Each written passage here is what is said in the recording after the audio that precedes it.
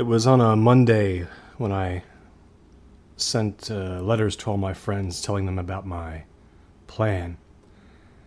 I'd set myself up for a full year of unemployment so I could finally give the Luddite life a try. Just for a year or so, just to clear my mind of the internet and usernames and passwords and cable TV and the 24/7 media cycle, even the car, all the traffic. I just found it all too exhausting, so I was going old school. I didn't even have a phone, effective immediately. I knew I'd probably cave as soon as I realized I wasn't getting any new followers on Twitter, but in the letter I wrote, I told everyone that for a while, I'd love to get a letter back from them where they should feel free to just come to my little house in the middle of nowhere anytime at all, because my door was always going to be unlocked, figuratively speaking. It felt so good to put those letters in the mailbox and go back into the house and sit and just look at all the books I wanted to read and all the empty books I wanted to fill with my thoughts and my bad poems and my ignorant philosophies. I was happy. It had actually already been almost 2 weeks since I'd even ventured outside the house or turned on the TV. I felt ensconced. I felt safe. The very next night, something strange happened. I'd come awake in my bedroom. I wasn't even sure what time it was, because I'd gotten rid of my digital clock, along with almost everything else electronic. I knew it was really late. I was lying there awake listening to the drizzle outside, and there was a knock at my front door, which is always an unsettling sound so late when you're alone. I waited and I hoped it wouldn't repeat itself, but it did. So I got up and went to the door. I waited for the knock to come a third time, and through the door I asked who was there. I recognized the voice that responded. It was kind of a slurred and maybe drunken voice. It was an ex-girlfriend of mine, Sarah. It was a relief and also a profound irritation to hear her speak. She'd sort of disappeared off the face of the earth a few weeks before, and I'd had to fend off calls from her mother, who worried about her all the time, even though Sarah had done this before. She was an alcoholic and a maker of terrible choices. And now she was at my door just like in the old days, wanting to come in the middle of the night, some crisis having happened or something like that. And I told her through the door, I said, "No, Sarah, we were not going to go through this again. I wasn't going to open the door." So she pleaded her case. I forget what she said exactly, and I just held my ground. I wasn't going to get involved in this anymore. And then at one point there was a strange little pause, and I thought she was done speaking, and I could hear her say through the door, "It would be better if you were like us, Gary." And I asked her to repeat that, but she didn't. There was just silence outside. And I heard her footsteps leaving. And I figured, okay, that's the end of it. And I went back to bed. Now, a couple days later, I went outside for the first time in a while. And I went down the driveway to get my mail. And when I opened the box, I was confused because the letters that I had put in there to be delivered to my friends were still in there. I made sure the flag was up, and it just didn't make any sense. It had been a couple of days. I just left them there in the box. I didn't know what to do. I wasn't sure why they hadn't been picked up.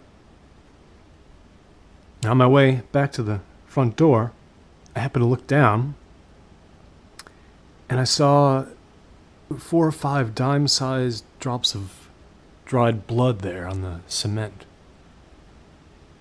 It was, dried and darkened, and I didn't know where they had come from. I didn't remember ever seeing them there, just 4 or 5 in a line. I bent down to examine them. I didn't know what to think. Later that afternoon, I was writing, I was sitting and drinking coffee at my desk, and I had gotten up and I looked out the window for no particular reason. I looked up and down the road. I live on a very remote country road. I'm about 18 miles off I-81. There's only a couple of houses in each direction, and you really have to walk to see anything else. Right across from me, there's basically an empty field that's never been sold. And I saw a man sitting in that empty field. I'd never seen anything there. It was overgrown. And this man, he looked like he was trying to get to his feet from a sitting position and couldn't quite seem to. So I was a little worried. I thought he might be sick or hurt or something. He was wearing, it was not a fedora, whatever kind of style of hat they used to wear, men used to wear in the 30s and 40s. Other than that, he was just wearing a t-shirt and jeans and I think sandals. So he finally was able to get to his feet, and he stood there, and he slowly looked up at the sky, tilting his head, looking up at the dark clouds up there. And very, very slowly he began to raise his arms toward the sky. And it was that point I thought, well, this guy's not hurt. He's maybe crazy, he's homeless maybe. At one point he kind of looked toward my house, and then I kind of moved away from the window and dropped the blinds. It was only about 10 seconds after I did that I heard the town siren go off, which only happens every couple of years. They just tested. I thought maybe it was time, so I stood there listening to it. And a few minutes later, when I looked out the window again, that man was gone. Just no sign of him. The next thing I remember was waking up in the middle of the night again in my bedroom and hearing a thumping sound kind of far away. It was like something thumping against the side of the house, something heavy falling against it. I got up and I turned the lights on and I kind of walked around to that side of the house near the kitchen. The sound did not repeat itself. I kept investigating, though. I went down into the cellar. I just have the first floor, the ground floor, and the cellar. And I opened the door to the cellar, and I heard the thumping again. It was still on the same side of the house, definitely. So I went down the cellar steps. I didn't bother to turn on the light overhead. It was dark. I thought maybe I could look out one of the basement windows and see something out there. But that sound stopped, and I looked around, and the only thing I noticed was I looked up at one of the basement windows, went over to it, and I saw 3 handprints. They were made just with hands pressing into the frost of the window. It was very cold out. 3 distinct handprints, all of 3 distinct sizes. A very large palm, a smaller one near that, and a very small one near that. And I don't know how long they would have had to have been there. I don't know, but I assumed it was very recent. I live, as I've said, very far out. No one should have been putting their palms on my window, if that's what it was. I thought to myself, are you sure you're seeing what you're seeing? I thought maybe it was coincidence, maybe just some kind of strange thing. I was not seeing what I thought I was, but I went back up the stairs and I laid awake for a while and finally fell asleep. A few days went by. There was a new thing starting where I would hear lots of police sirens in the distance, even though I would never see any police cars go down the road. Sometimes I would hear 4 or 5 police sirens a day, where it used to be one I would hear every 2 weeks, 3 weeks, something. I would try and stand on my lawn in the front and try to figure out where they're coming from. It always seemed so far away. I would walk down the street and look in both directions. My mail, by the way, still hadn't been picked up. It had been several days. And I would go back inside the house after hearing this, and I had started a sheet of paper. On it, I had a little chart. It had 2 columns on it, one for the date, and the other column heading said, Cars on Road. I've been keeping this log now for 4 days. I made a 0 in the right-hand column, and the numbers that I was making in the columns kept dropping. For instance, on the day I'm thinking of, not a single car had gone by on the road all day. It had dropped from 2 to 1 to nothing. I even walked down almost several hundred yards to make sure there was nothing blocking the road or some kind of accident, but there was nothing. I began to regret that I didn't really know my neighbors at all. I would have liked to have knocked on a door and asked them what was up, but I never did. I was looking into my refrigerator, very discouraged, because I had finally run out of groceries. And there is a small local grocery store about a mile down my road. This is where I'd planned to do all my shopping for about a year, just walking back and forth with whatever I needed. So I finally headed out, and I planned to walk all the way into town, which is a little over 4 miles. Straight shot down the road. I hook a right and go through a small community, and then I'm there. I started walking, and I walked past the grocery store where I usually shop, and it was shuttered and closed, but it was Sunday, so there was nothing too strange about that, so I kept walking, and there was just no sound at all. No cars went past. On the spur of the moment, I decided to knock on the door of the 2 people I actually did kind of know on the road. I had seen them at a function at the town library and met them and talked to them for a few minutes a couple of months before. They seemed a very nice younger couple. I knocked on their door. 2 cars were in the driveway, but they didn't come out. So I kept walking. And actually I stopped about 75 feet down their driveway. Some residual memory of having seen something in my peripheral vision. I turned around and I walked back up to Ellen and Sam's house. On the screened-in back porch, there was a green plastic table and 2 white plastic chairs, the kind you just buy from the grocery store.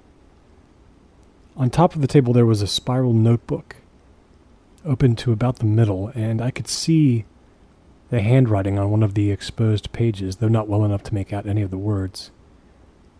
And a pencil was lying about a foot away from the chair in which the writer had once been sitting. The pencil had never been picked up for some reason. The screen door was locked. The curtains inside were drawn. I kept walking into town. I got there at about 1:30 in the afternoon. Now it's just a single street called Main Street. There's just a few businesses. There's a cafe. There's a laundromat. There's a very ancient movie theater that's about to close. That's pretty much it, except for a couple of churches and a post office. Nothing much going on.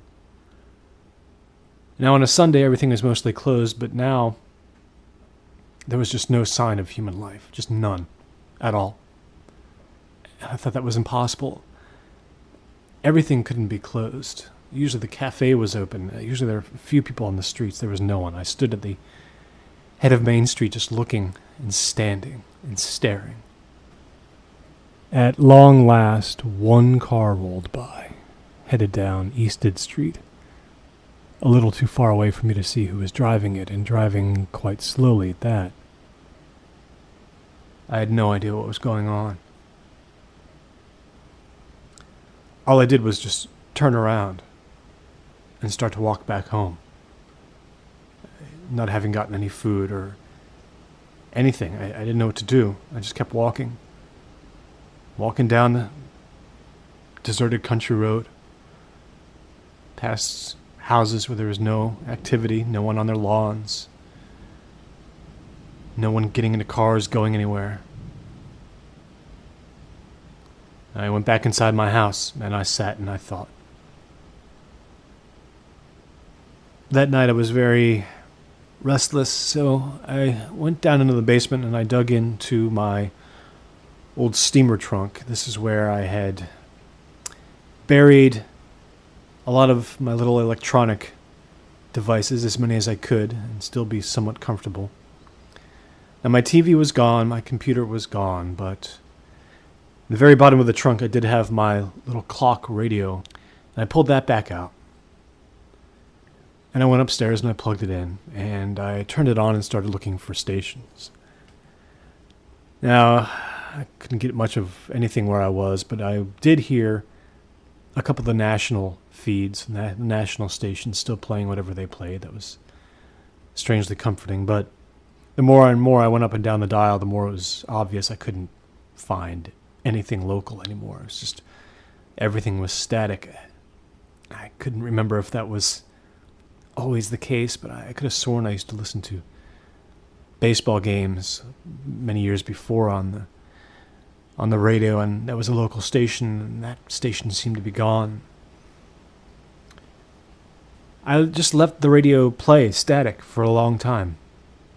Before I went to bed, I flipped through it one more time, and I did come across something, and it was staticky, but it was very clear. There was the voice of just one man somewhere down, way down on the AM dial.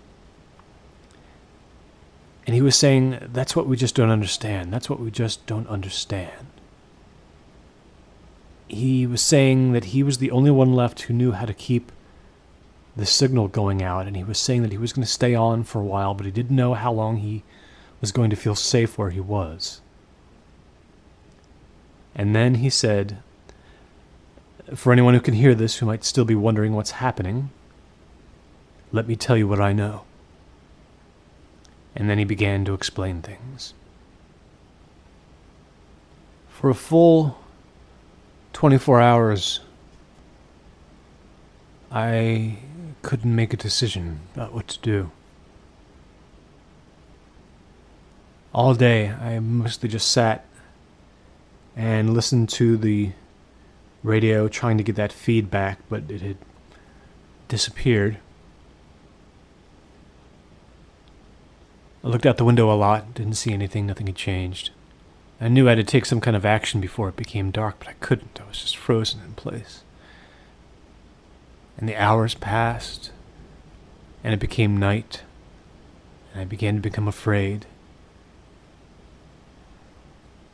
I was just hoping that the radio signal would come back, just hoping. And I finally got moving at 11:30. That was 4 hours ago. Here's what happened. I left the house. It was very cold. I walked down the street, looking at all the houses. None of them had lights on. I walked about halfway down the road toward the grocery store and toward town. It took a while because I was going up to all the driveways and was looking inside each car. And the house, the little house that was just a few hundred yards shy of the grocery store, which now seemed to be permanently shut, I got lucky. There were keys in the ignition of the car. It was a little Nissan. So I got in the car and I started it and I pulled out and I began to drive. I noticed quickly that I only had a little less than a quarter tank of gas to work with. I just drove down the road. I went through town and I saw exactly what I was expecting to see, which was nothing, so I kept going. I drove about 4 more miles to the intersection of Bakerton Lane, which is actually a very long country road that leads to the highway, Route 57. Route 57 is 2 lanes going each direction. I got on there and I drove. And I drove and I was looking for a single set of headlights. and I didn't see one coming. I kept going and kept going, 12, 13 miles. I had my high beams on. There were some lights sometimes in some of the houses, but of human presence there didn't really seem to be any out in the world. I went by a couple of gas stations that were closed. And I finally came to I-81, a major interstate highway, and I got on it and I began to drive at about 65 miles per hour in the center lane, going north. Nobody came. I was the only one on the highway. I tried to turn on the radio, and of course I got nothing. At one point I did get a brief signal from a national radio station, but then it suddenly cut out.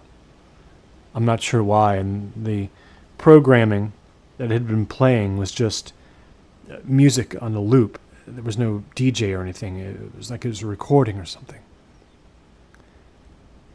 I don't know how long I drove, but I had to be very conscious of my gas level. So at some point I slowed the car in the middle of I-81 and I turned around. I turned around and I drove all the way back to the main street of my town.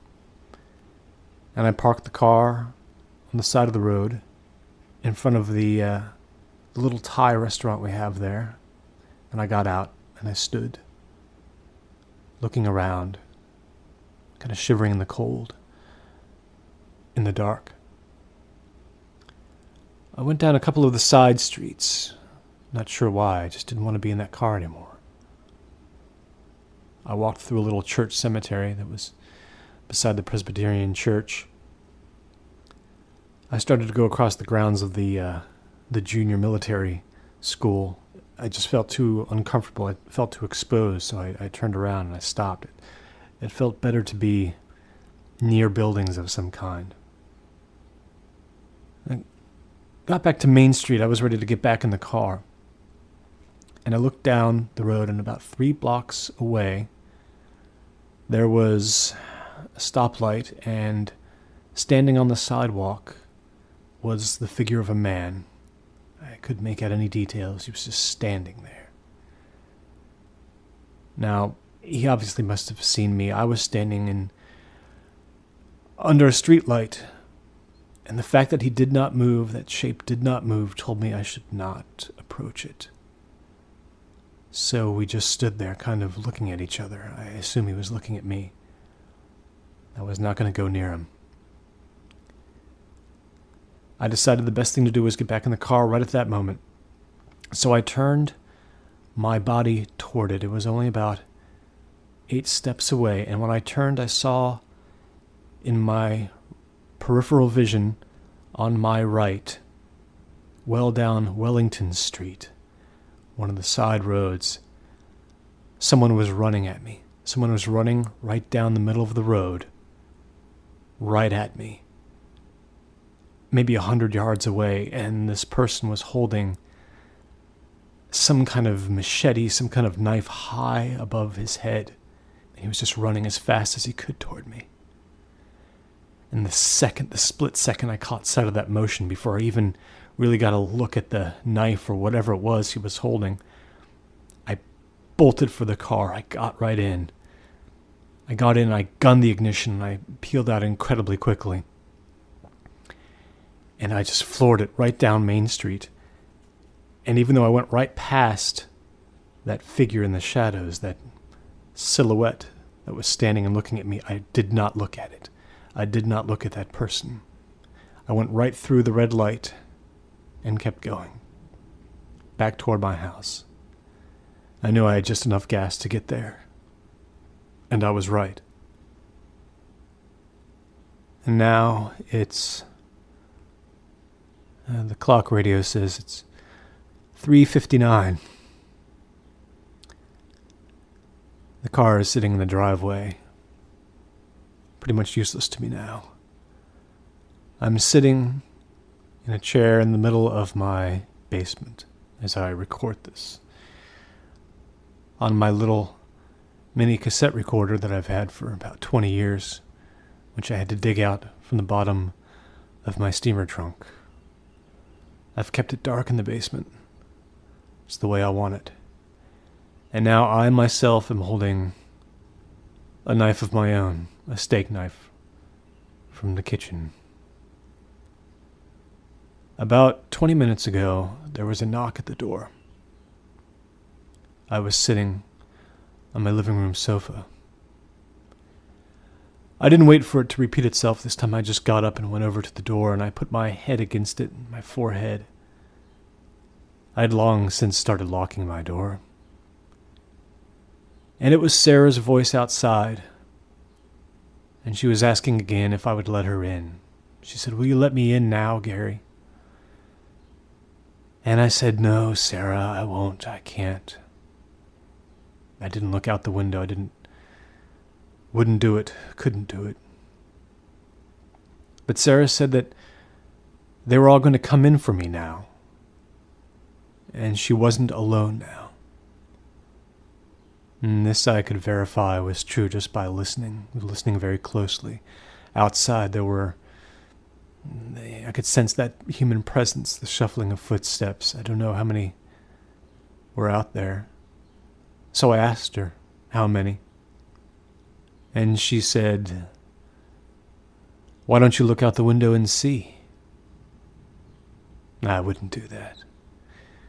Her voice was even more frail and slurred than it had been that other night. She was still Sarah, recognizably Sarah, but very different. She told me through the door that everyone else in town was like her now. Everyone except me. And I asked her what it felt like to be dead. And there was a long, long pause. I could just hear the wind outside. And Sarah said, in a voice that was so sad, "Oh, it's terrible. It's terrible."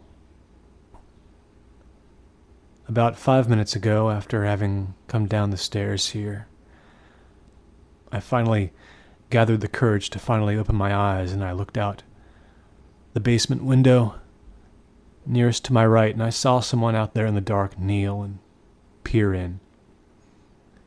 Then I looked to the other window across the other side of the room. There was already someone there, crouched down. It looked like a woman. She put her hand on the window and made an impression there in the frost. And she got her face very close to the glass, peering in.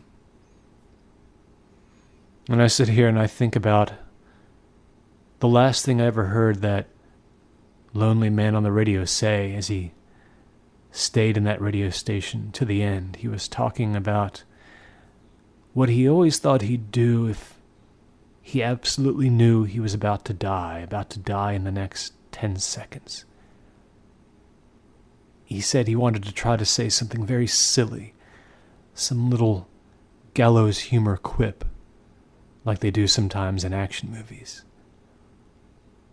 Well, I think I know what I would say, sitting here as I just heard the front door upstairs being forced open. It would just be 2 words, really. Help me.